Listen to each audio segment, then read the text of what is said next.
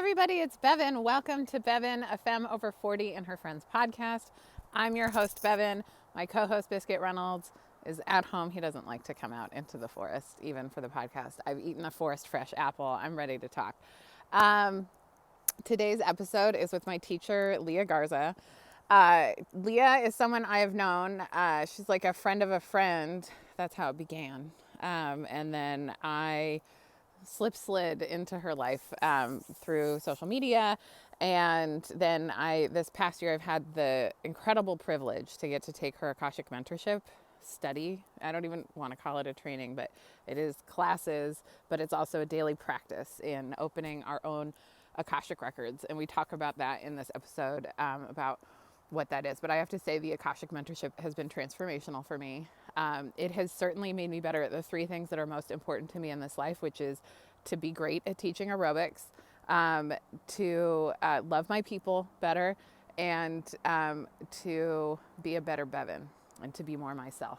And I'm really grateful to Leah just for taking the leap and teaching that class. And I'm really excited to take her Living Systems class, which I intend to take next year.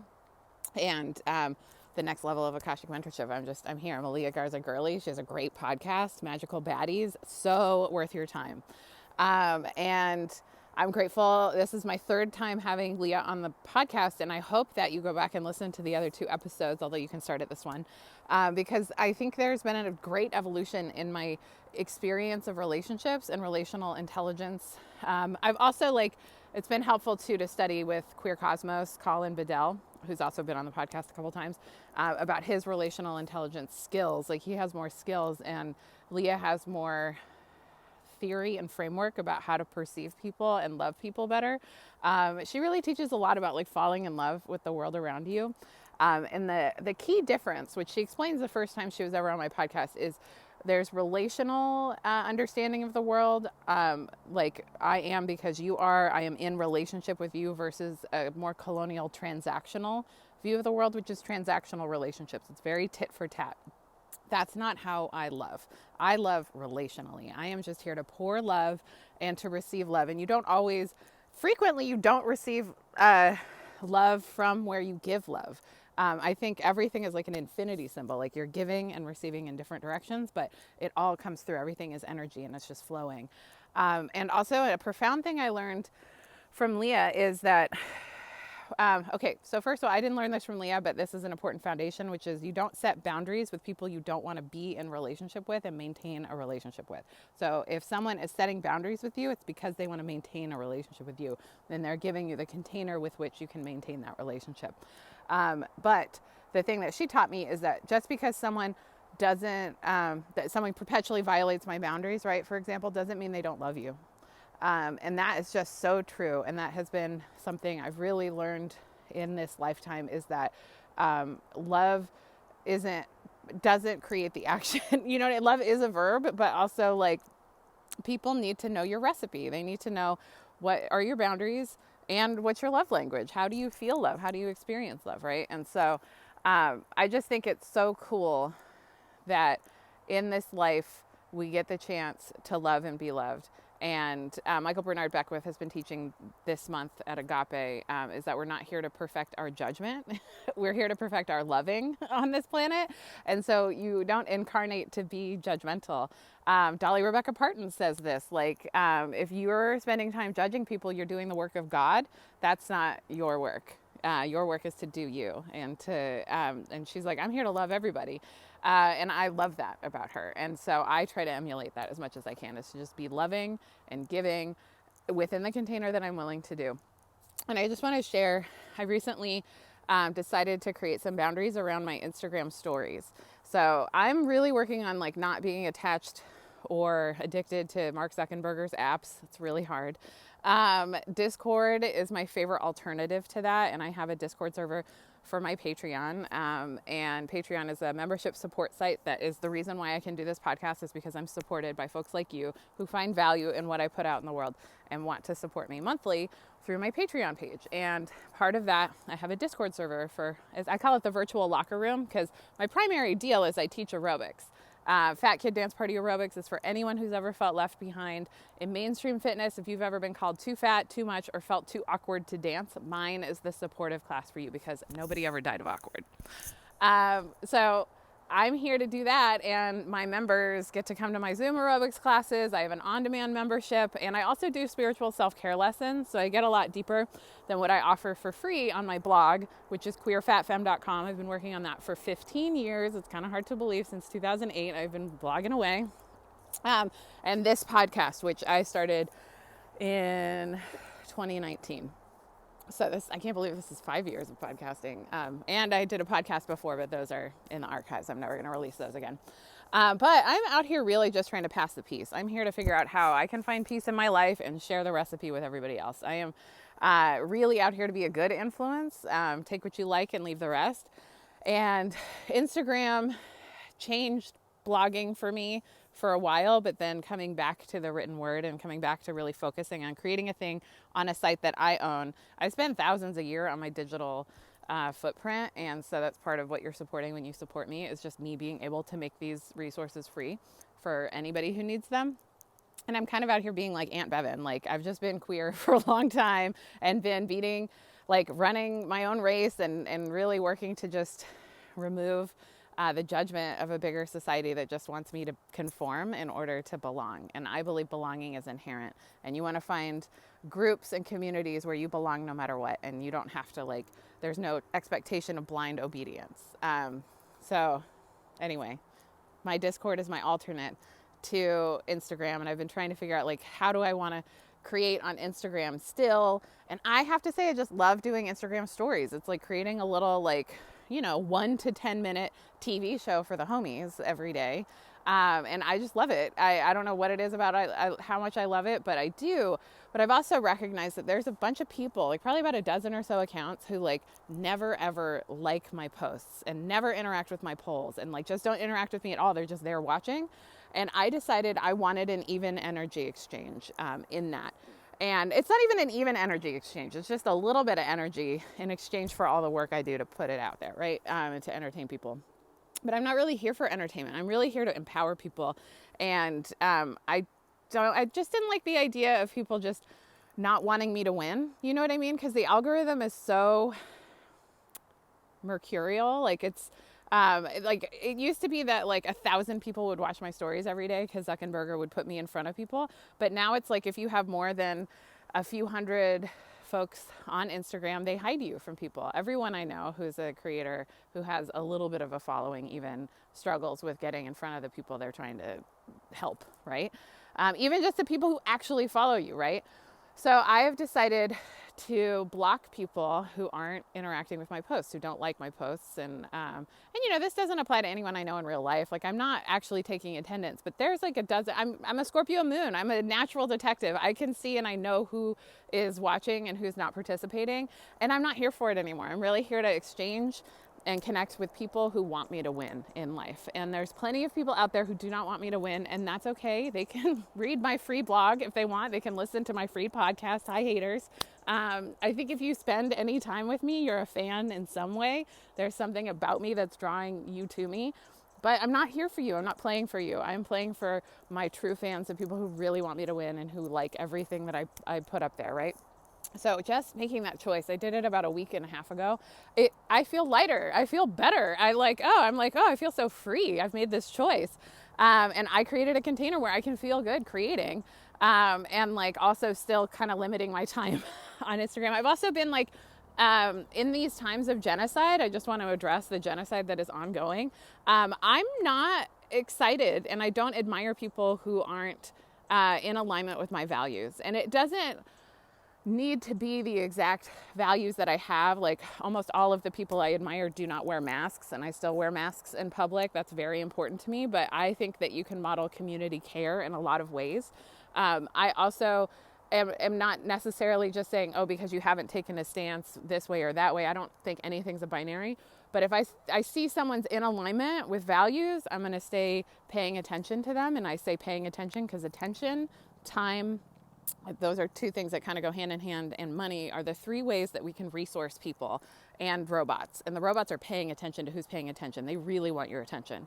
And so I'm really working on just being mindful about like who's influencing me, and do I want to live like that person? Do I want those values? So I've unfollowed a few people that I used to very much follow and like listen, watch all their IG stories and all those things.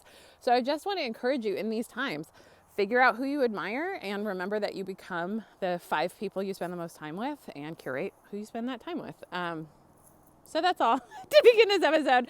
And I'm really excited for you to get to know Leah if you haven't listened to her before. And I'm really excited to share this conversation with you. This is a good one.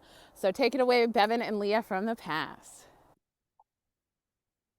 Welcome back to the podcast, Leah. Thank you, Bevin. It's so nice to be here. Yay. I'm really excited to talk to you, as I always am just in life, but specifically about the topics we're going to cover in this podcast. Because I'm a hungry hippo to learn more about the way your brain works. I love the way you think. Oh, thank you. I'm happy to share. Okay, so first of all, were you the person who taught me that earthworms have taste buds all over their bodies? No. Okay. Did you know? I mean, that sounds like something I would say, but I didn't even know that. Imagine being an earthworm, experiencing the world around you, tasting it. Yeah, there's so many things I wouldn't want to taste though. I mean, fair. I have pet earthworms now. My mom has set me up with an earthworm composting bin. Oh, cool. And so I really provide a good snacking environment for my earthworm. Wow, that's great. Yeah, I just can't imagine being like, I'm getting in my car and I can taste the seat, and I'm going to the grocery store and I can taste the cart. Like, yeah.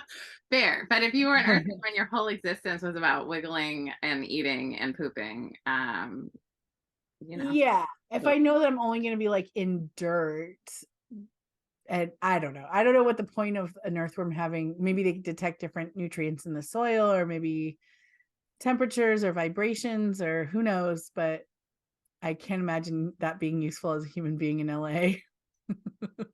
Fair. There's a lot of places that would taste better than LA. Yeah. To be honest, having left LA, the two things I miss most are the people and food. Yeah, but you're saying that you would just taste everything all the time, and that's LA is not. I don't want that here. No, I like that the taste is in the little bowl. Yeah. Isn't it fun how we evolved in all these beautiful ways? Yes, totally. Yeah. Okay, so Leah Garza, let's talk about desire first. Okay. You said this beautiful thing last night that following our desires is rupturous or it's disturbing to the state or disrupts the state. Mm-hmm. And you taught me the term rupturous, which I really love. Oh, really? Okay. Cool. Yeah. Especially to describe the work you do, helping people question their reality. Yeah. Will you share with people about the ways in which your desire is important and changes? Yeah. Yes, totally. So from my framework, I'm an Akashic practitioner. So I am a student of the Akasha, the dimension of consciousness from Vedantic Hinduism called the Akasha. You also might have heard of the Akashic records. We're just putting it all in the same camp, even though you could break it all down. And I'm also a student of decolonial depth psychology. So I study the ways that colonialism has impacted our well-being in the Western world and in what we would call the global North. And the bridge between those two things, for me, is like looking at the big picture, I guess you could say soul level picture on how we operate in our world, and then what what our society or culture is set up to turn us into in the colonial world. So one thing that has, after many years of working with clients, people go to readers because they want answers about their suffering. They want to know that's like the big picture of why people go. Nobody goes to a reader to be like, hey, my life is great. Can you celebrate that with me? That's not why we do that. We go because we're like, this is some suffering I'm having. and I need some perspective or insight. And often for my clients who are mainly people in the United States, the suffering revolves around, I want something and I don't feel either deserving of it or entitled to it, or it feels impossible to attain. I feel like I'll never work hard enough to get it. So what that amounts to is, I want this thing and I can't have it, and it's miserable. It's miserable. And I felt it. I definitely have felt like, oh, I want this thing and I will never be able to get it. And, or I want this thing and I don't feel like I deserve it, or I don't feel like I'm entitled to it. And so it's like it's a very common and everyday phenomenon for someone in the United States to have that experience. And as I started to study colonialism and the way colonialism creates a reality or an ontology of colonialism, we call that coloniality of being. It's the way that colonial, principles, ideas, values, assumptions, beliefs, perspectives, paradigms kind of root down into our being and create our sense of reality. So our sense of reality is governed by the limits of what colonialism could dream. And one of the big dreams of colonialism is to control all natural resources in order to create a privatized economy that we call capitalism. Capitalism is a group project. It's, even though there are very few people that benefit from it, it's a group, it's a team project. We're in a team. It cannot succeed. The people at the top cannot have success unless if all the people underneath them participate in the labor market, unless if we participate as consumers. And so in order to commit our entire lives to either producing capital, consuming things, and being in that like hamster wheel, we would have to really believe in the narrative that the state has for us and how we should spend our lives. And we're taught that very early on. We're taught like, what are the rules? What is morality? How do you behave when you go to school? What are the, whose turn is it? How do you share? We learn all of these ways that are labeled, they're packaged as, oh, this is etiquette. This is civility. These are manners. But I hate this word, but like the shadow of that, or maybe the underpinning of that, is that it's also teaching us how to be a part, how to want what culture wants us to be. Yeah. So we learn how to want the thing that's been imposed upon us to want. It's a lot like heteronormativity. Heteronormativity falls in that category. Heteronormativity is a part of coloniality of being. I'll have a lot to say about that, but we can talk about it later. But so like, I always come back to this, and I might have mentioned this on the last time I was with you on the podcast, but historically, I have been an educator. I have a master's in education. I have a teaching credential. I've spent almost 2 decades working in different capacities in education, from classroom teaching to wraparound services to administration, nonprofit work. And there was a famous study done in 1981 by Jean Anyon. And she basically went and studied like hundreds and hundreds of schools across the country. I think it's like 750 schools, a huge number of schools. And she looked at the structure of the schools. How do the schools operate? What are their values? What do they do? How do the students relate to the teachers and so on? And she found that there were like 4 different kinds of schools in our country. There is the working class school, which serves low income people, people of color. There's the middle class school, which generally serves middle class white people. There's I think it's like the urban creative schools, which serve also generally white people, but in a higher income bracket. And then there are the executive elite schools, which are basically the schools that like are, like corporate elite government officials send their kids to, the super high echelon private schools. The working class schools are across the board. They all use things like a bell system, textbooks, rote memorization in the curriculum style, there are punitive behavior management strategies. There's, what they call banking model of education, where the teachers assume the students know nothing and they just import it, like, download all the information to the students. Students don't have, it's not a bi-directional conversation. The middle class school still has like the bell system, the textbooks, but there's now a presence of patriotism, so that students are learning how to be patriotic at a very young age, how to find their allegiance to a bigger project of the United States or whatever. And then the urban creatives, this is where it starts to diverge. So the wealthier kids get to do stuff like project-based learning. This is where we get stuff like Montessori models. We get like hands-on learning. There's more input from the students on how they want to direct their experience in learning. And then we get to the corporate elite, and those students are essentially being trained to become the elite, leaders of our country, government, corporations, etc., media. And you can imagine where those students fit into society after they graduate, if they graduate. So the lower income schools, if they graduate.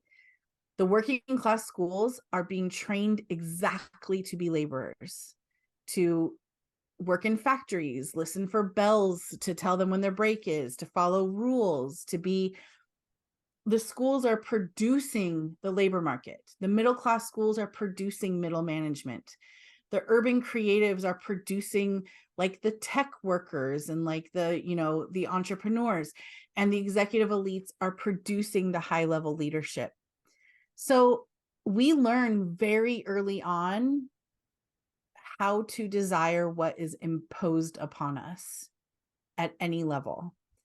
And all of those desires that are imposed upon us, every one of those students that comes out of every single one of those schools is going to be plugged right into a role that the capitalist economy has created in order to sustain itself. So it's making little people that think, we think this is our identity, but actually we were taught to want the things that we want. Like, I'm wearing these chains, I'm wearing this shirt. The glasses are a good example. I look at these glasses. I love these glasses, by the way. And I think, oh, these are so me. But are they really me? Or are they just one pair of many that I picked from a store? But I think I have some agency here. Like, oh no, I chose this. This is what I want. This is so me. It's not me. Somebody else designed these. I didn't design them. Somebody else made them. And I chose from an array which ones I liked the most. And then I turn around and I try to feel some sense of ownership over that by saying, this is so me. I still like them. I'm not like faulting myself for falling into that trap. But a lot of people are finding at this moment on our planet that other people's desires, the agenda of the state and its desires for our lives do not resonate for us. We don't want to be in the career that we were raised to be in. We maybe don't want to, maybe we want to be artists, but we were trained to be administrators. Maybe we don't want to be married, but we were convinced that we have to be. Maybe we are queer, but we were told you cannot be queer. Like all of these things that we are told to desire is like, and then we try to do it because we think this is how I will have belonging in this culture. This is, if I can just do this thing, make my parents proud, fit into society, be normal, with quotes around normal, then maybe I will be loved here. And people are finding I absolutely cannot. And my clients, especially the people that are drawn to work with me, are looking for other ways to exist. And so under the guidance of my Akashic practice, consulting with this dimension of consciousness, listening for what they teach me, they really put it together for me. And they're like, your desire is a design level of your soul. It's at the design level. Your soul designed for you the things that you want. So basically, I just contradicted myself. Are you saying that the soul designed it? Or are you saying that culture designed it, Leah? It's both at the same time. It's both at the same time. But when we want something, despite what we've been told we should have, and that thing just doesn't go away. Like, say you've wanted to be a singer your whole life, but you were told that's not practical, get a real job, but you can't let go of that dream. That is a design level of the soul. That means that your soul wants you to experience something about the experience of being a singer. Whether you'll have success or not, that's moot. That's not up to me. That doesn't even matter. There's something about singing that your soul wants that iteration of you to experience for the purpose of becoming more yourself. When we listen to the desires of the state, don't be a singer, get a job, ignore that. We kind of depart from knowing ourselves. We know, we become more the state. We become more the identity of what's been imposed upon us. But when we can listen to our desire, we really divest from that state-driven narrative. We divest from the role that has been imposed upon us. And you might think like, well, what does being a singer have to do with like, political rebellion? The A to B connection isn't there. Being a singer does not equal rebelling against the government. But following the desire of your soul is a divestment from what the state would like you to be in order to produce more capital for it. And so as we follow our desire, we move away from the state agenda and we move toward our own. And something really miraculous happens when we listen to our own path, when we listen to our own desires, is that we come into this harmonious balance where everyone's needs are met. So it isn't the case that if you listen to yourself, you're selfish and, well, you can't just like leave your career and go do whatever you want. What about all of the stakeholders in your life? What about all the things you've worked for? What about your family? The transition over to yourself is hard, but once you're in there, you will find yourself in a local economy that in which you sustain life and it sustains you, which is essentially a living system, which is what I teach in living systems. It's a system of existence in which every member has a role, and the whole thing works together for the sustenance of life. So that's it in a nutshell. I love Just it. Here we are in a nutshell. Mhm. In a nutshell, you doing you is not what the machine wants. The machine just wants you to produce capital for the nation state. Yeah. And it's really hard because we end up thinking, like when I was a teacher, I didn't hate it. I liked teaching a lot, but there were things about the work of being a teacher that I absolutely hated. I hate dealing with administration. I hate test taking and test scores and being accountable to testing.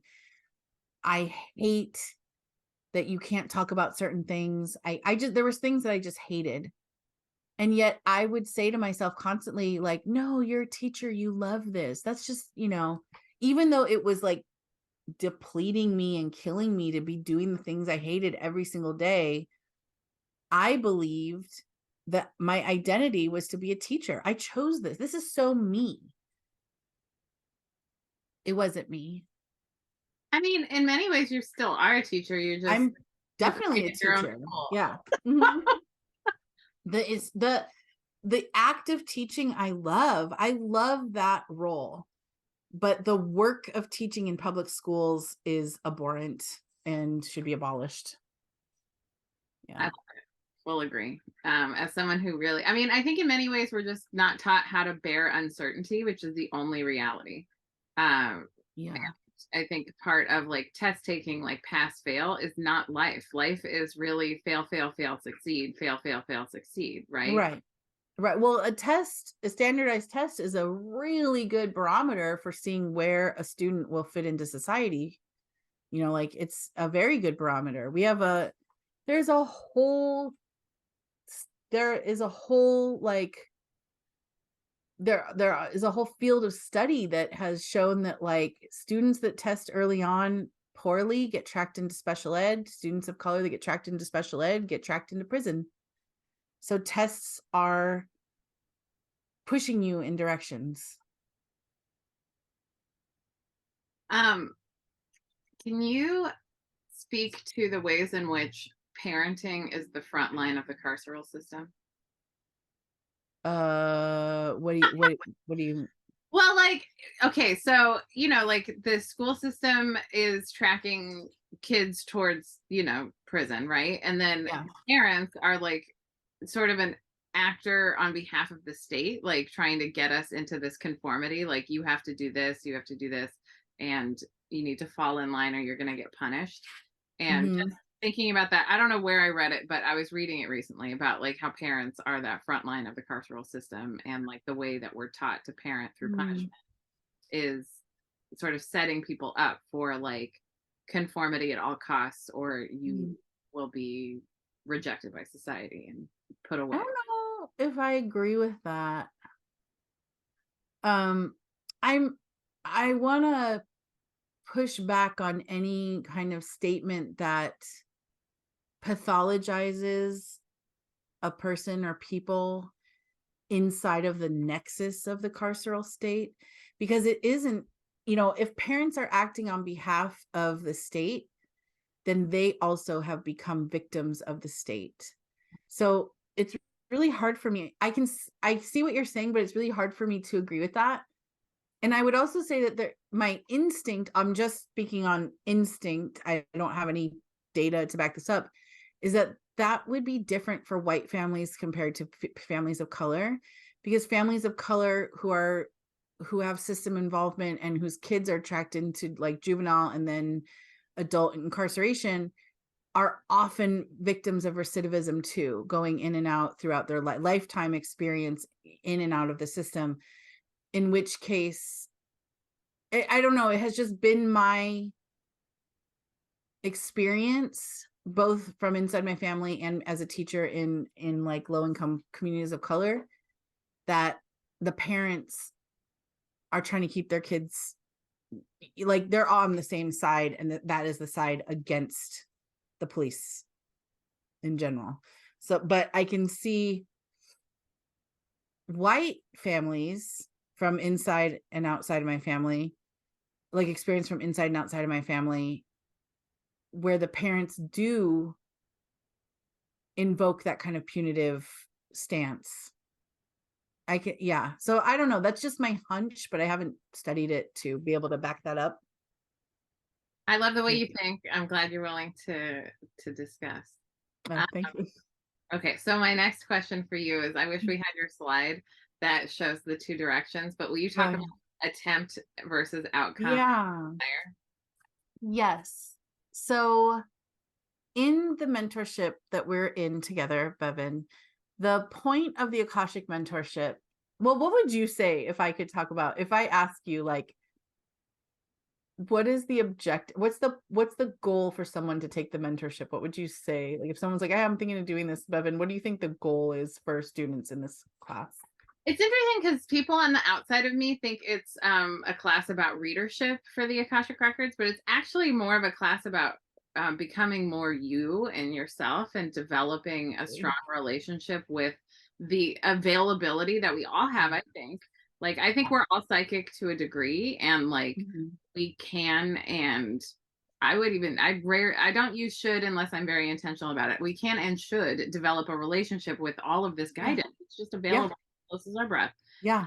So I think the mentorship is really Leah Garza's brilliant handholding through you developing not only like an awareness of what the Akasha is, or Akashic Records. You said at the beginning of class, like Akashic Records is just the best way they could describe it when they started calling it, right? But it could even be called downloads in this digital day and age, right? Because in many ways I'm cognizant. So it's just like poof, I have this whole knowing that's like a long thing, but I didn't have to go through a big long thing to know the thing. It was just there. So like in many ways, like you're teaching us to open up the treasure chest of desires, many of which we've stuffed away for years and years because we were like playing the game. So I think it's just a journey to yourself, which that's the language you've used, but I think it's the best language. Spot on. That's exactly what I would hope a student would say toward the end of this mentorship. So thank you. Not to test you, because we're not testing. But I'm a pleasure to have in class. You really are. So yeah, The goal of this whole journey in the mentorship is to become more yourself. I root it in this quote from Joyce Carol Oates: I never change, I simply become more myself. And the perspective that I'm offering students through my own experience in the Akasha is that everything exists for you. You are the center of existence, the center of the universe. Everything in your world is exactly just for you. Every experience is designed to tell you about yourself. Everything that triggers you is telling you about yourself. Every trauma you've experienced, every desire that you have, it's telling you about yourself. In the colonial world, we're really focused on the external, the material. So if we have a desire, we're not focused on what is it saying about me? We're focused on how do I get it? Because if I get it, then I'll be better in some way. And I'm trying to reframe that for people. Like, the getting is kind of not important. Like, it is, but it's also not. We don't have control over the outcome. We only have control over whether or not we attempt our desires. And whether or not we attempt our desires will tell us about what we think about ourselves. So if you are that person that's wanted to be the singer forever, I want to be a singer, and you ignore the desire, ignore the desire, ignore the desire. And maybe you ignore it because you've been told you're not worthy of it. You're not good enough. You don't deserve it. Do something practical. It's a waste of time. So you might have all these rationalizations for why you don't attempt it. It doesn't matter what they are, because the fact that you don't attempt it is telling your body, I don't meet my needs. My needs are not met. My needs will not be met. I will not try when I need something. There's no difference between a want and a need from the Akashic perspective. If you want it, you have to try to get it. It becomes a need. Obviously, in the colonial world, we have a very different definition of needs. Needs are like, well, you need food and water, but you don't need a PlayStation, and I would argue, like, that argument is based on, what do you need to live? You don't need a PlayStation to live. You do need food and water. But what do you need to become more yourself is to attempt every desire. It takes you toward more yourself. You don't pine, you don't long, you don't yearn when you know that if you want something, you'll try to get it for yourself. So I made a diagram to try to demonstrate this, that, like, we're not concerned with the outcome. We don't know what will happen. You can try and become a singer and it might fail completely. That part is out of our control. But what's in our control is the attempt. And so when you come up against a desire, you have two options. You can either go in one direction and ignore it and not try it and create a state of being that feels like my needs are not met. And then I have the experience in the world of my needs are not met because this is what I believe is true. Or you can go in the direction of, I'll attempt it, which creates a state of being of self-advocacy. When I want something, I advocate for myself. I go after it for myself, which creates a state of being and an experience of, I try. It's possible. There's a pathway. It's neither is right or wrong, but both, the way we respond to it is telling us about ourselves. Absolutely. And what's interesting is that's very much parallel to what all the success books and leadership books I read talk about failure, right? Like, yeah, Failing Forward by John Maxwell is excellent. I wish I had read it at 16 years old. Like, it's just the idea that in order to succeed, you have to figure out what doesn't work before you realize what does work, right? mm-hmm. And success is honestly like the worthwhile pursuit of a dream or goal. It's just like an ongoing thing. It's not like, poof, you've arrived. Yeah. Like, it's very colonial, like, yeah.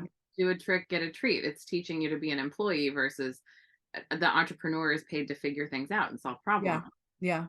I would also say too, something that the Akasha revealed to me sometime in late spring, early summer, was that the energy exchanges when you plant the seed. It's not when the seed becomes a plant or a flower. It's just that's when the energy exchanges. So, like, even if, like, I may plant a fig tree that then gives me delicious figs in 5 years, like, and wow, I cannot wait to have a fig tree in my garden. God, I love figs. That's one of the things I miss about LA is, like, neighbor figs. Oh yeah, there's a lot of figs here. Yeah. So, Do you know about how figs are made? no, You need to Google that. I It's will. there are like wasps that root into the fig fruit and then they disintegrate in the like acid of the fruit. And so when we're eating a fig, we're eating like a dissolved wasp body. Do vegans still eat figs? I don't know. Oh, what a great question. I don't even know if I just said that right, but that's what I think it is. But you should Google it because it's wild. I will look it up because it is delicious and a little crunchy. Mm-hmm. So you never know. Oh my God, that's amazing. I never knew how good fresh figs were till I moved to LA and a neighbor would just give us heaps of figs. They're And so good. and it's like also really something I learned a lot from the Akasha is the temporality of opportunity. Yeah. Like a fresh fig is only good for so long and then eventually gets moldy. And once I realized that year one, I was like, shit, year two, I got to eat these figs, Yeah. and Yeah. enjoy this season while it lasts. Yeah. Remembering that like the energy is when you sow the seed, and it doesn't matter if like you smile at someone and they're grumpy back to you. What matters is that you sent out the energy you desired to send out. And I'm not telling Exactly. people to smile, I'm just saying that's the energy. Yeah. Yeah. What we do, how we opt, and again, I'm not even saying people should do anything, but every way that we engage and entangle with the world around us is an opportunity to learn more about ourselves and what we believe, what ontology we're in. Yeah, all of that. Magic. Okay, I would love to talk to you about disgust. Okay. And your perspective on disgust, your experience with disgust. I was like trying to reference it with a friend, and I don't know if it was something I scrolled through your Instagram, couldn't find it. So I don't know if it's something you said in a story or in a class, but tell us about disgust. I have a few posts about disgust. Disgust is like, I mean, like, disgust is really the monolith of my mental health journey. For me, as a person who experienced ongoing like sexual assault as a child, I believe this is what I think has happened. A byproduct of that has been this development of a narrative in my head that I'm disgusting. I know that unmet needs drive behavior. So if I behave in a way where my thoughts tell me I'm disgusting, I know that is only happening because that's my body's best strategy to deal with an unmet need. But that doesn't mean it's not a deeply uncomfortable and painful thing to have a voice in your head telling you you're disgusting. And about in the fall of 2021, I experienced this catalyst moment that propelled me into a healing journey that I did not foresee. I didn't know I needed it. I didn't know it was coming. I wasn't looking for it. I started doing EMDR therapy. I started doing talk therapy twice a week. I was really like deep into, I was having extreme dissociation. Basically, it was the recovery of a memory of rape that propelled me into being raped, that propelled me into this healing journey. And I noticed, like I mentioned my career in education, if I were to categorize the identity of Leah, I would be like, she's a Mrs. Trunchbull from Matilda. Like Leah was a hard ass. Leah runs schools. Leah de-escalated a student with a gun in Watts. Like Leah has to, make CPS reports. Leah is not soft. That was just what I thought I was. And as I go through this like healing journey, and it's not even like it's not even like I'm consciously talking about these things or trying to understand them from a cognitive perspective. It's just the healing is just happening to me. EMDR happened to me. It peeled away things not in a conscious way. And what emerged was this very soft Leah, this like softness that I didn't know was a part of me, because I really thought I was just this hard bitch. And And what I learned was like, wow, that whole version of me that I thought was an identity was actually just a trauma response, because I was living in fear of the world for decades because of what happened to me as a kid. And now that I've like shifted my relationship to it in whatever way, through therapy, through MDR, through my Akashic practice, whatever, I don't need to be hard anymore. That trauma response isn't useful. And I just started to change and want things that I did not value before. Like I started to really value like cuteness and aesthetics and like, you know, I don't know if people going to see this on YouTube? Yes. Like, look at these nails. I never would have like cared about that. It would be, not that I don't care for people that have them or judge people, but like for me, the aesthetic is not important, because actually this whole time I don't even want people to see me, much less see a taste or an aesthetic, a palette that I put into the world. I want to be unnoticeable to the world, because that way I reduce the risk of being harmed again. And I had no idea. I had this whole perception of like, fuck men, I don't need a man, even though I was in a relationship with a man for a very long time. I thought that was some kind of feminism, but no, that was a trauma response too. I thought that was some kind of liberatory perspective on, and I am deeply, you know, I study colonialism. I know all about heteropatriarchy. I can talk to you ad nauseum on that. But the way that I perceived it, I thought was like, this is what I've learned. These are my politics. But really, I was so deeply afraid of what men had done to me.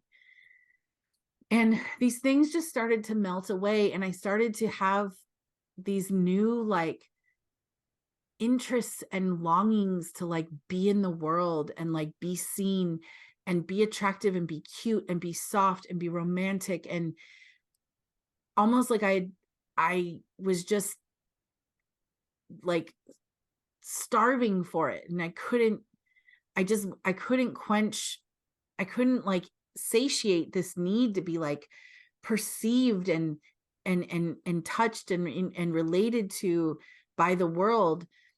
But something in me was holding on to the fact that that's very scary. You know, like the trauma I had experienced was still telling me like, no, that's a risk. And so as I'm going through this process, I start having these self-talk moments of disgust. You're disgusting. You're disgusting. I mean, it was to the point where like I got as close to like suicidal ideation that I had, like closer than I had been probably like the last 20 years, because the disgust narrative was so oppressive just in my head constantly.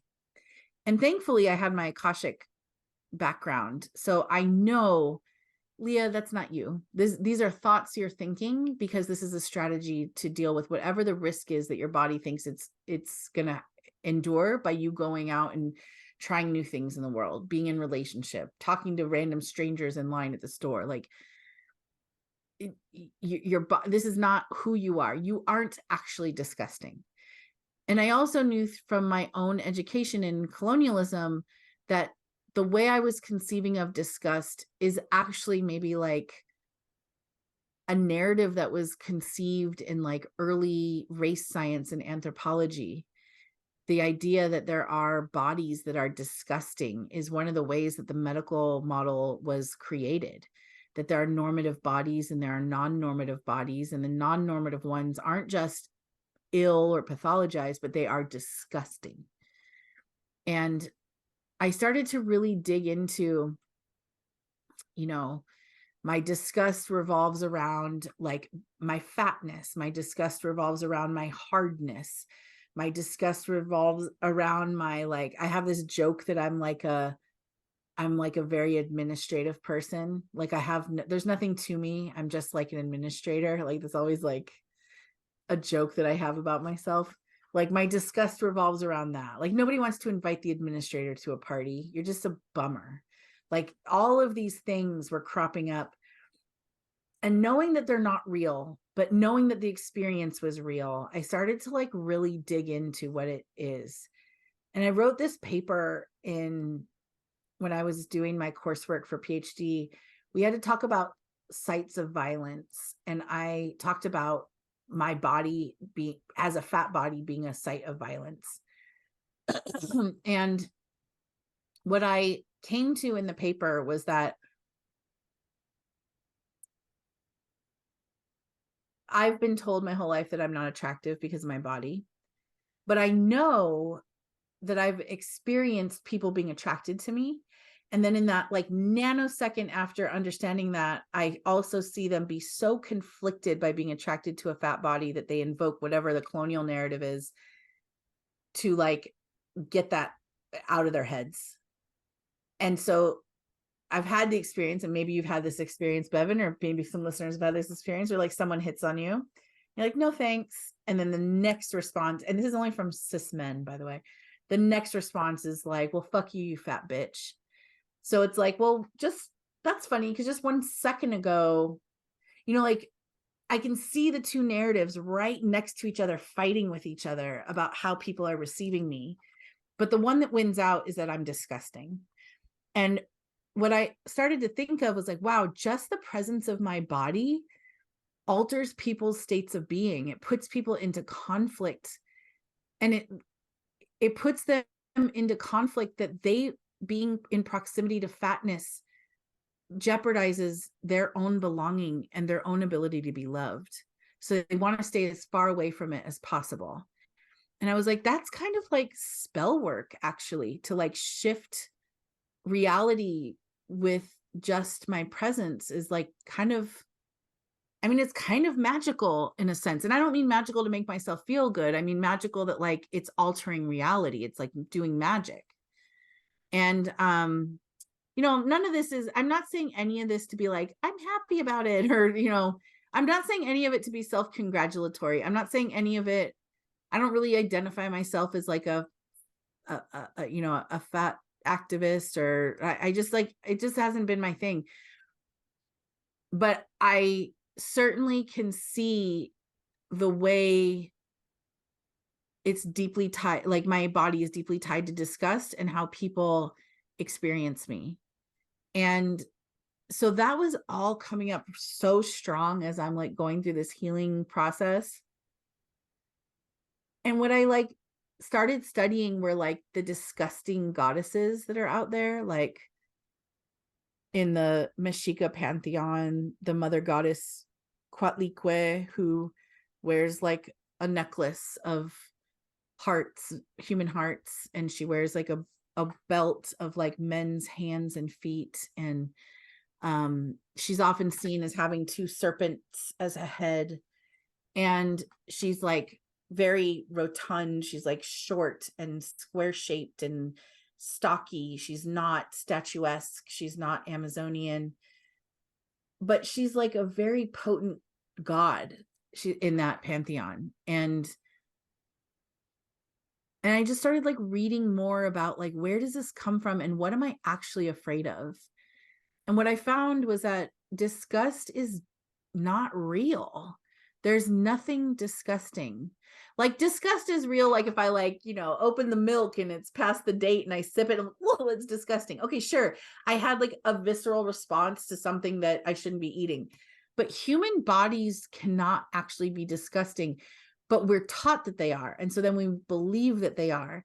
But if you go all the way inside that rabbit hole of disgust, what you inevitably come out on the other end with is beauty, because there is nothing in the universe that isn't beautiful. And I'm saying this knowing full well that we're observing a genocide happening.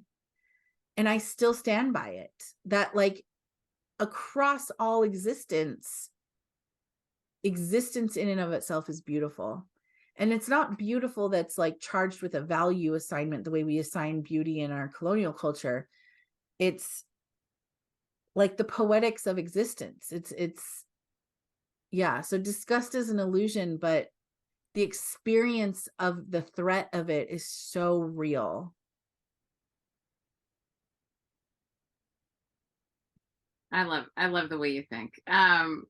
Okay, so many thoughts, but I really want to tease out the alchemist that some of us are very unwittingly are for other people by simply existing in a body that looks I know how threatened I've experienced other people being with me as a fat woman who loves her body and is self-loving and has worked very hard on that.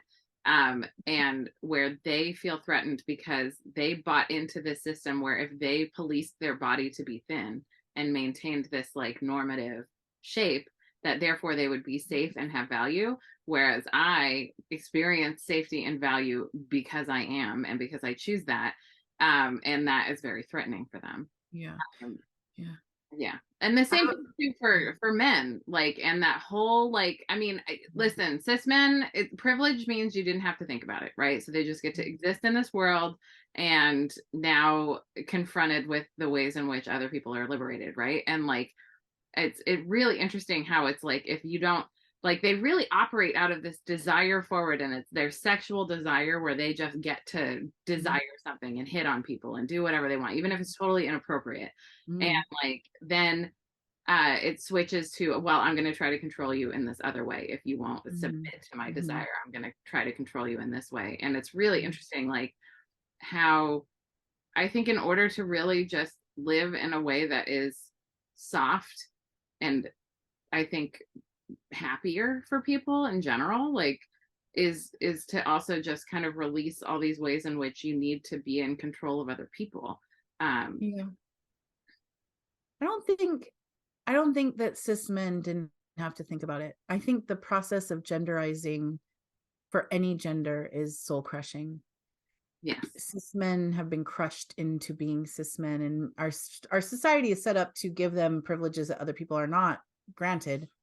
But I think there's a huge cost that they had to incur in order to fit that. And yeah, I wouldn't go so far as to say I love my body. I don't hate my body, but I think it's like even just showing up and like I've noticed that I have changed the vibe in a room, or at least I felt like I did, by just like being in like a math class and asking a question, whereas everyone else in the class was too afraid to ask. And then suddenly there's I mean, I'm just going off a hunch of like, the fuck do you think you are asking questions? We don't even feel like we could ask a question, and you're in that body. Like, that's just like the sense that I got. So it isn't even like, I don't even think I've thought about it as deeply as like what other people have had to do to their bodies. I literally am just like, I'm not even thinking about bodies. Just like if I clear my throat loud enough, it can be upsetting to people that feel like they don't have the entitlement to be seen or heard in any way that is authentic. And it's just, I don't know. I think like my Akashic perspective just gives me so much compassion for even, I'm not gonna, like, if someone's gonna bully me, like, clearly we're not gonna make friends. I'm gonna get away from you as fast as I can.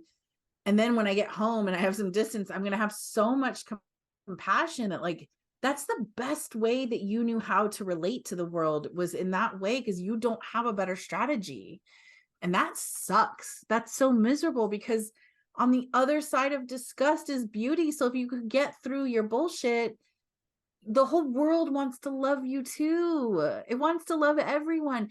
There actually is no disgusting body. There is no one that is unlovable. Unlovableness is a construct. It's not real. Can you hear my cat? She's trying to get in. I'm not going to let her, but she's scratching. The Zoom technologies have filtered your cat's noise, but Okay, we are good. friends to all feline overlords in this town. Not her. She's not allowed. She's not nice. I love your complicated relationship with your feline overlord. It's actually pretty simple. It's not complicated at all. I hate her. She hates me. It's simple as that. No, I don't. I love her. But I don't like her. Can you hear my feline overlord snoring? No. There you go. I have a very simple, worshipful relationship with my feline overlord. He really is my benevolent overlord. That's good. Okay, so I want to talk about, you mentioned the genocide that we're experiencing, and there is this beautiful and heartbreaking photo I saw just yesterday of a woman clinging to an ancient olive tree that's being bulldozed by the Israeli government. Um, and it's just such a great example of being in love with the world around you and how we can be in relationship with more than just human beings, that like the whole world is like our dyad, right? Like one by one, we're in relationship with, plants, trees, animals. I can't believe I ever thought of animals as not sentient. Like dirt. We're also in relationship with like things we use, like our phones, cannabis, right? Like really just examining the relationship I have with the entire world around me has helped me, to link back to Disgust, care less about what other people think, because I'm involved in these relationships that I'm having, because this is the quality of my life, is the quality of my relationships. And I would love for you to talk about dyads and relationships and all of that kind of thing. I feel like you just said it all. I don't know what I can add to that. Yeah, I mean, it's like what I study is ontology. I study psychology, but like what I'm really interested in my dissertation is how we perceive reality, and what counts as reality for us in the global north. And what counts as reality for us in colonialism is not the same reality that everyone around the world experiences. But colonialism doesn't validate other realities. It maybe says stuff like, well, there's cultural relativism, there's like different perspectives on reality, but it's all the same reality. And what the ontological turn says is like, no, actually these are different realities that different people experience. And in the colonial world, in the colonial reality, one of the like the earmarks is that we believe in our individualism. We really believe that we are individual fixed bodies. We believe that our bodies are closed systems, nothing can get in or out. We believe that we are impenetrable. We believe that we're immutable. And in other ontologies, the way that people know existence is through their relationships.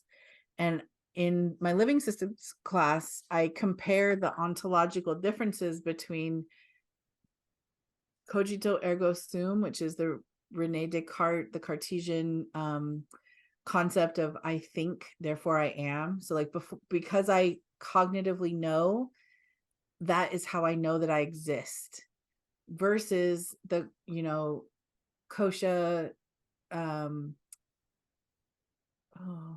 it's like a whole diasporic group, like the kosha concept of Zulu concept of Ubuntu, which is I know because of my relationships.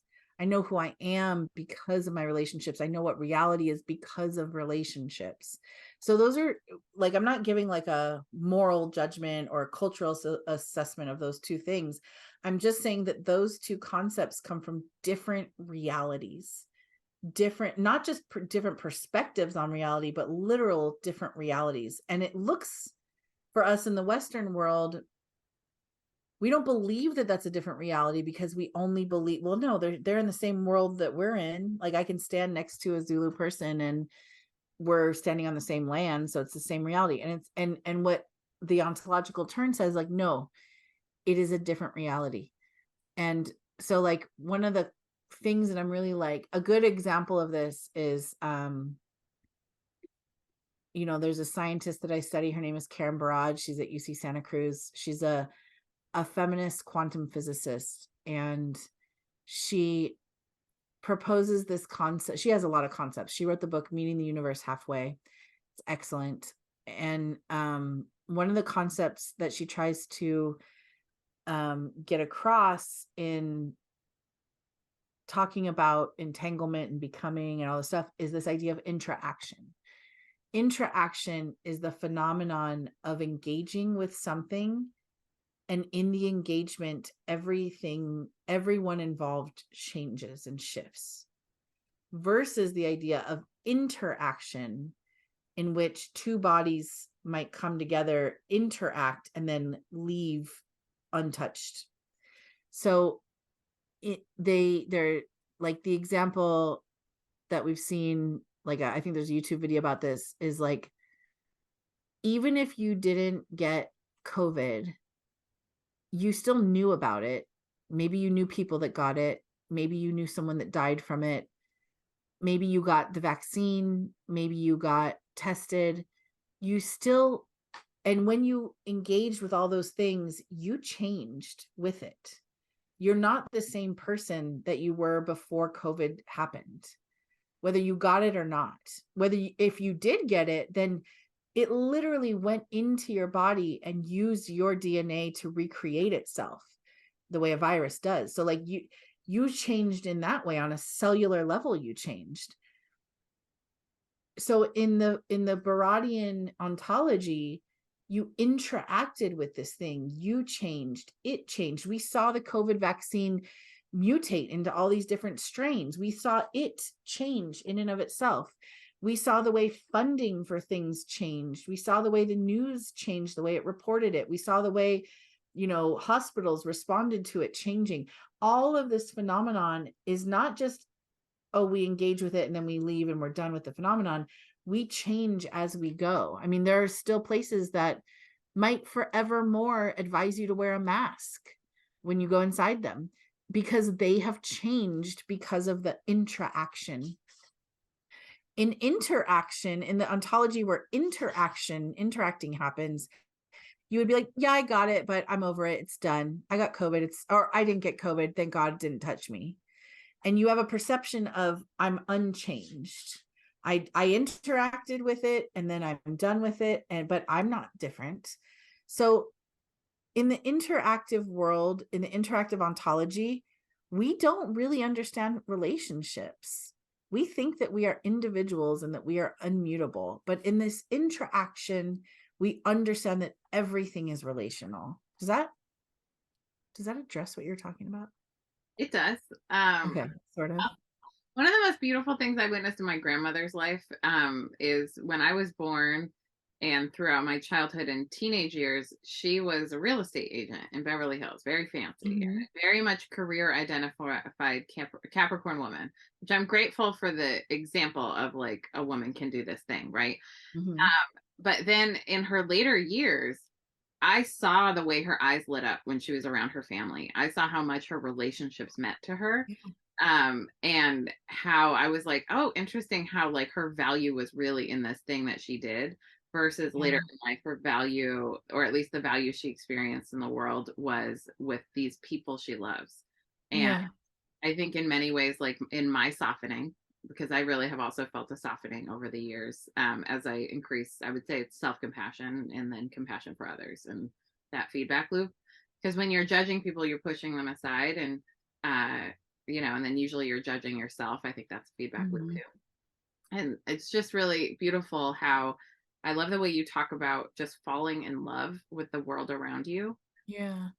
Because in many ways, like we can't, like grandmother loved us so much, but like we were only available to love as much as we were available to love. And I think if I were in relationship with her on the earth side now, I would be far more available to her because I recognize how important that is. Right. And so, and I'm more willing to fall in love with the world with less of an expectation that thing's going to fall in love back with me. Like my cat sees himself as my overlord. Like, I mean, I know he loves me in his own way, but he doesn't love me the way I love him, Yeah. So you don't know that. Fair enough. But you know what I mean? I'm just curious, can you talk about like just this idea of like falling in love with the world? Yeah. This is something that the records, the Akasha shared with me, like develop a falling in love orientation. And, part of like studying the Akasha is that you transform your understanding of what love is. And in our culture, we think love is like a phenomenon. I'm going to fall in love. It's going to happen. Even the way we express it linguistically, to fall is like to do something powerless. Like I slipped in it. I fell in it. I don't have any control over it. And the records are like, what if instead of falling in love as a phenomenon, it's actually an orientation? That you understand that everything in the world is there for you. And so you go out into the world and you are charmed by it. And even things that are like annoying or disappointing, it's charming because it's so the essence of that thing. you're you're engaging with things exactly as they are. And it started to make me reflect on like how like I have been, I mean, I don't want to say I've been loved to an extent. I think love is actually limitless. But the way the people in my life have shown me love was shaped immediately by how much of an ability they have to accept things as they are. So if we can't accept things as we are, then we have a narrative of should. We have a story of like, oh, it should be this way. I'm disappointed because it's not. So I'm going to hold my love back. I'm not going to show you. I'm not going to love you just as you are. I'm not going to give you unconditional love. My love will have conditions placed upon you. And that's not what a falling in love orientation means. That you are in the world exactly as it is, and it's charming. It's charming as it is. Even the like times you're stuck in traffic, even the times that they ran out of your favorite thing at the store, even the times that a random bill comes in and then you have to call and try to get it sorted and you have a crazy conversation that's cool with the person on the other line. Like all those things are like, they're so the experience of being alive in a human body, they're so alive. And how can you not just be so like, how can you not fall in love with everything then? I think there's another like, you know, I don't know, value that our society holds, that like if you fall in love then you somehow no longer have boundaries, or like, you know, you're just a passive receiver of this thing. So like I can like go outside and like, you know, the other day, like I live near Griffith Park and there are, you know, coyotes that come down from the park in at like around midnight. And one night I was here with my boyfriend and we like heard a dog, someone left their dog outside and you could hear the dog like barking or whatever. And then you start hearing the coyotes howling and you hear the dog barking and then you hear the dog howling and then you hear nothing. Silence. The coyotes killed that dog and ate it or did whatever they did with it. And that's not a fun story. That's not a fun experience. That's someone's pet that's gone. That's like, it's a violent thing that would happen. I used to have a little tiny 8-pound dog and we guarded that thing like crazy when we would go to the park. I would never want that to happen to me or any of my friends or anyone I know or anyone, that they lose their dog in that way. And yet when I see coyotes, I'm so charmed by them. Like I see them when they come down into Los Feliz and their tails are straight out because they're not happy dogs with their tails bouncing around. They're hunters that are coming down for food, and they walk in a straight line and they're looking around like hyper vigilantly. And there's something like so incredible about watching them be themselves. It's charming and I can't help but fall in love with them. I can't help but even anthropomorphize them and be like, oh yeah, you're looking for dinner. You're like, you know, like project onto them a story of what they're doing. And it doesn't mean I like that they killed that dog, but I accept that coyotes are coyotes. Yeah. That's beautiful and terrible all at once. Yeah, I know. But I think back to like how my dad had a really hard time showing unconditional love to me and my sister because he couldn't accept himself, and therefore he couldn't accept me and her for the way we were. And so his only currency was how much he would show or not show love.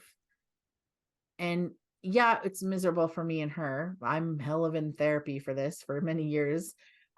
But it was miserable for him to be constantly measuring how much he could be a lover. And that's not how I want to live at all. You said a beautiful thing once about boundaries and how people who don't respect your boundaries, it doesn't mean they don't love you. Yeah. And like learning someone's recipe. I know you changed it to algorithm, although I still think learning someone's recipe just sounds cuter. So that's I what I know. Crystal gave other names too. She said a care guide like you would find on a garment, like launder this way and like dry, no dry cleaning, or like would hang dry. I was Huh? like, that's a good example too. My best friend Rachel calls it the proper care and feeding of a Bevan. Uh, Oh, that's cute. right. So it's like everyone has this recipe, right? It's like the boundaries Yeah. you need, the container you need for the relationship Yeah. you want, and then your love languages, like the way you receive love and like Yeah. how you like to experience the world. And the people who are in relationship with you, ideally, you're in relationship with people who want to know your recipe, want to like, Yeah. I want to be the best chef, Yeah. you know. Yeah. Yeah. Yeah. That's something that like, yeah, the Akasha revealed to me was that like there's not a shortage of love. Love by definition cannot be quantified. And if it can't be quantified, that means it cannot be diminished or hoarded or wasted or, any of the ways that we quantify things. That doesn't apply to love. So when people are using that kind of language, it isn't because there's a shortage of love. It's because they are not in a harmonious relationship with their settings. They're not having their boundaries are being breached. Their needs are not being met. They're not living that optimal existence because of other things, but it has nothing to do with love. Love is present in the darkest places. It's not even an issue.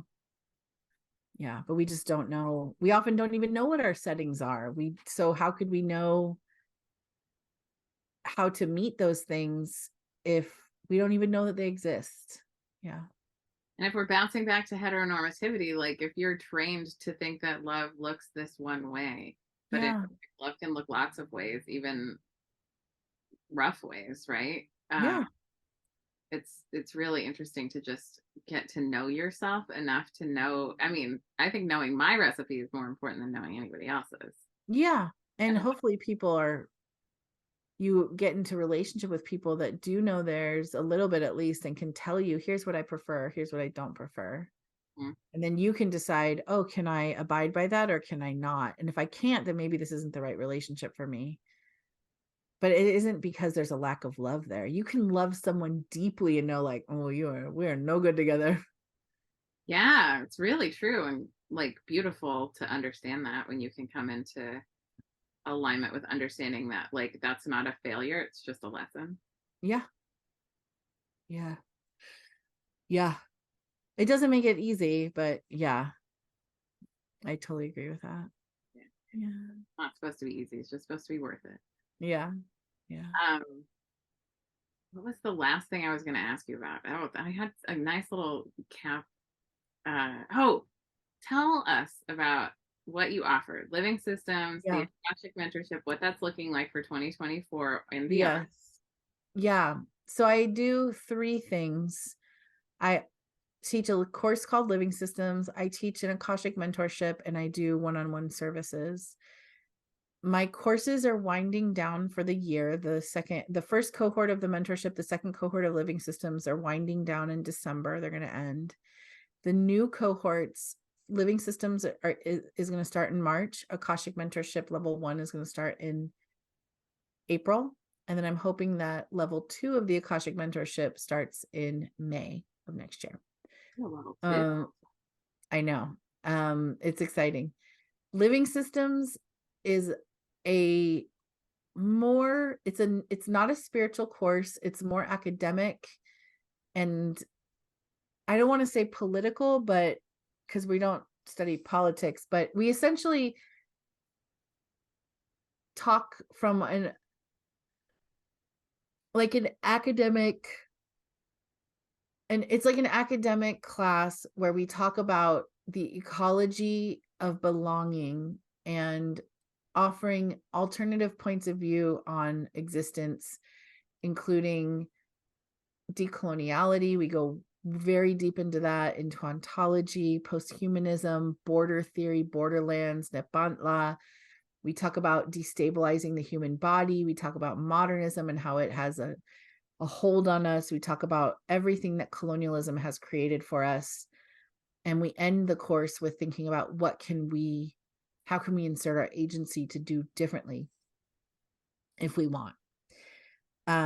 It's a year long. It's really, really fun.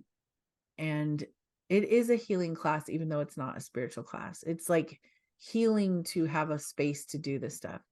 The Akashic mentorship is for people who would like to develop a personal relationship with the Akasha or Akashic records or the source of your consciousness, through an exploration of the values of the Akasha as I've learned them, unconditional love, unmet needs, inherent goodness. We talk about loves, we talk about, the depth of unmet needs and trauma. And then we work on our own personal pathways to the Akasha. And then we spend the end of the class exploring the resonant path, our desires, what we came to experience in this iteration of life. That is a really special class. I've really, really enjoyed doing it. My life is changing because I'm drinking my own Kool-Aid. Like big things are changing in my life right now.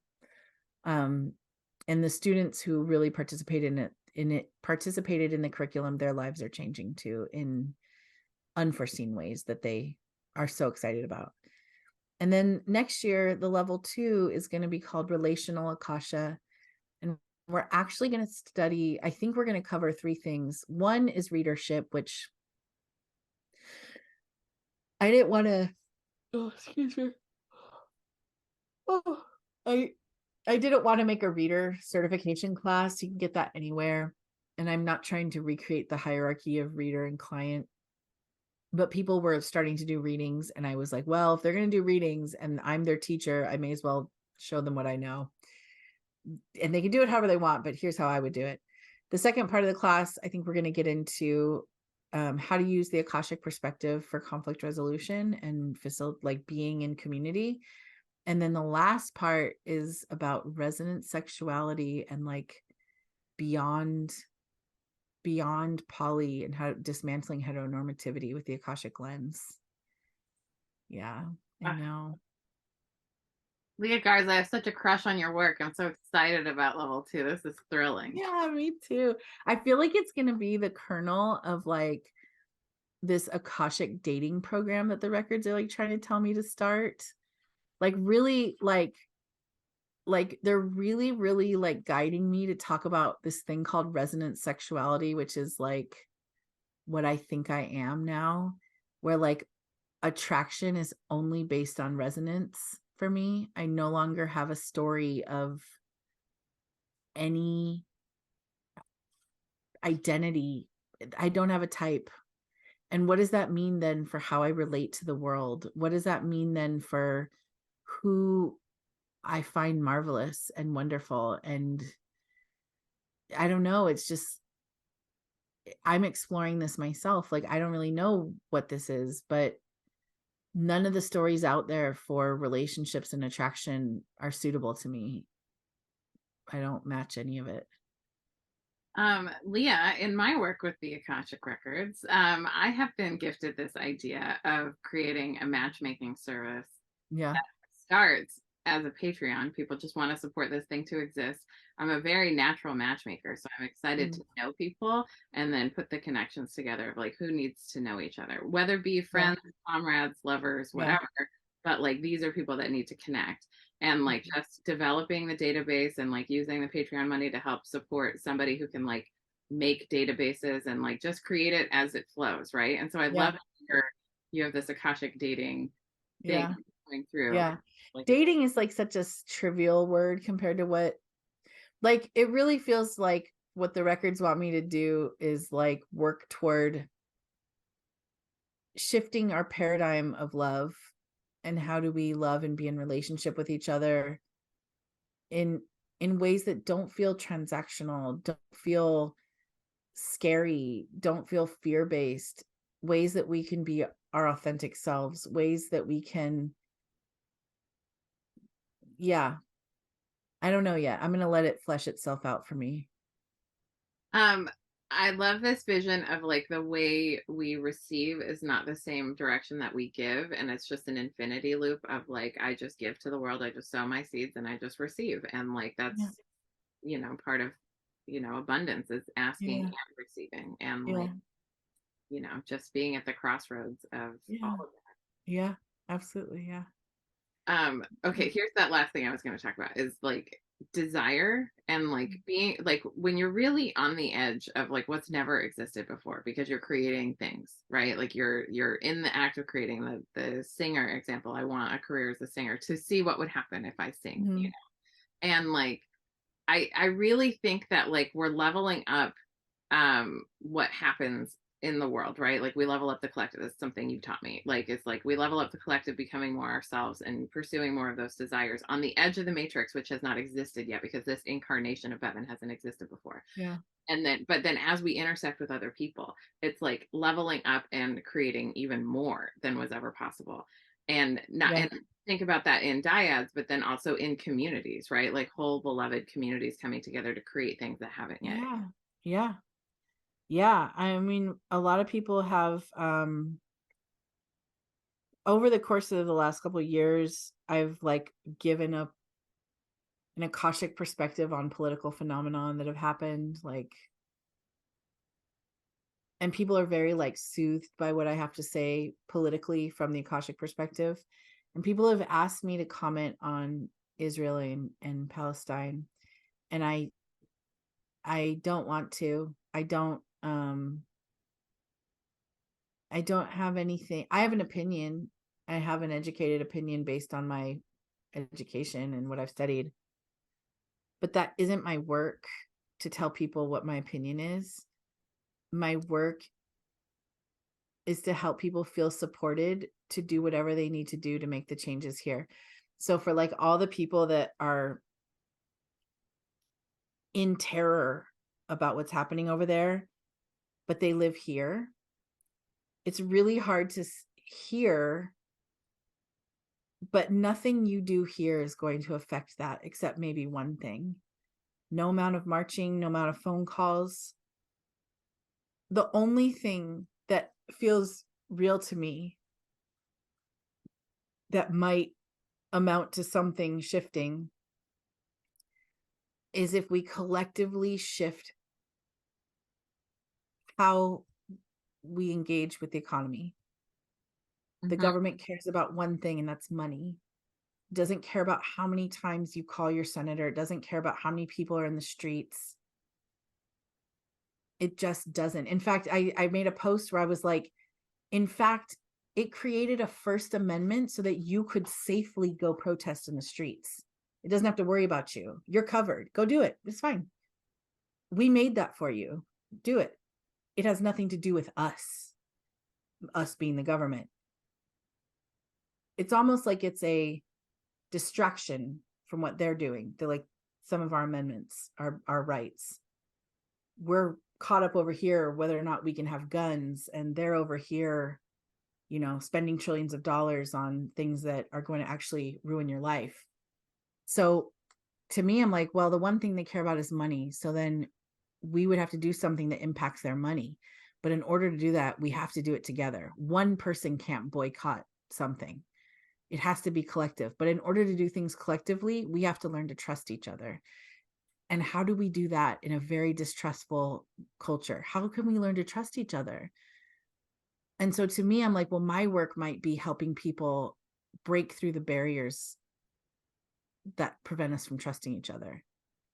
How can you follow your desire that's away from the state? How can you learn that what you want is okay to want?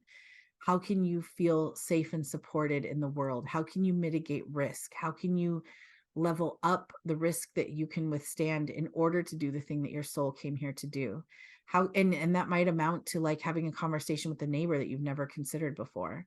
So I could tell people what I think about what's happening over there, my opinion on colonialism, on settling, on occupation, blah, blah, blah.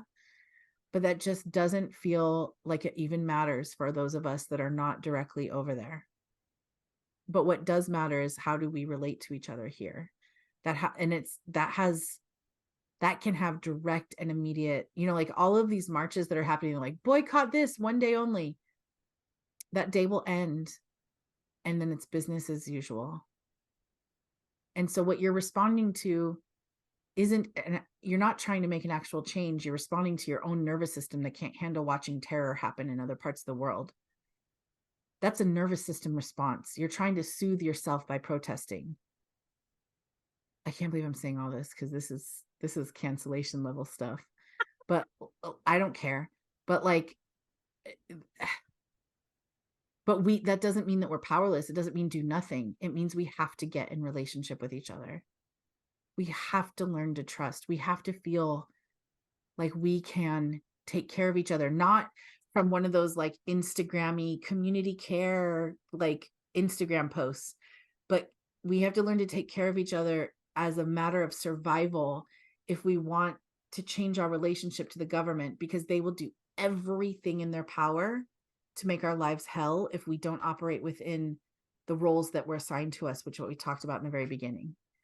If we decided to collectively stop paying our taxes, they'll turn our water off. They'll turn our internet off. They'll make it, you won't have a cell phone. They will make it impossible. We already saw during 2020 how they were like using psyops and blaring loud music and sounds at all hours of the day across the country. Like they will do, we are like in a very grotesque, we live in a grotesque place where we think we have civility, but we are just under the thumb of the most torturous government on the planet. But that doesn't mean we're powerless. So that's where I feel like my stuff is going. And I know like, what does a dating thing have to do with that? But it does. It's about relationality. Yeah. So not to end it on that bummer. Yeah, Garza, I love the shit out of you. Thank you for speaking your truth on my podcast. Also, co-sign our economic power is the most important thing we have. They want us to yell in the street. They don't want us to boycott Starbucks. Yeah. But like a real boycott. Real boycott. We agree to not engage for as long as it takes, and that we will meet our own needs together. Yes. I think that's a lot of mental preparedness we would have to go through to get to that level. Yeah. I have a sourdough starter. I'll make bread. Okay. Yeah. I just have to figure out how to get milled grain in order to make the bread. But we can do it. We can do it together, yeah. I think. Yeah. We didn't come here to fix a broken world. We came here to build the world of our dreams. Yeah. Well, I mean, we are the world. It's being built. It's happening no matter what we think. It's happening right now. We are the world. Yeah. Yeah. We are the people. We are the ones who make a brighter day. So let's start living. We're old, Bevin.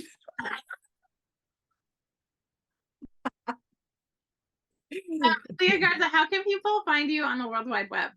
You can go to my Instagram. That's probably like the best way to engage with me. Crystals of Altamira on Instagram. You can also go to my website, crystalsofaltamira.com. All the information for the upcoming cohorts, like the applications for living systems are going to come out in December, and the applications for the mentorship are going to come out in January. Those things are going to go live first on my newsletter. So you could sign up on my newsletter on either of those places, Instagram or website. I send like 2 newsletters a year, so it's not a big investment on your part. Yeah, that's pretty much it. And it's always worth reading. I love your newsletters. Oh, thank you so much. Thank you, Bevin.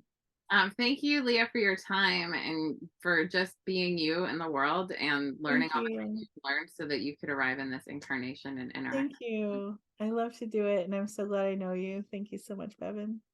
So glad I know you. Thanks, Leah. Bye.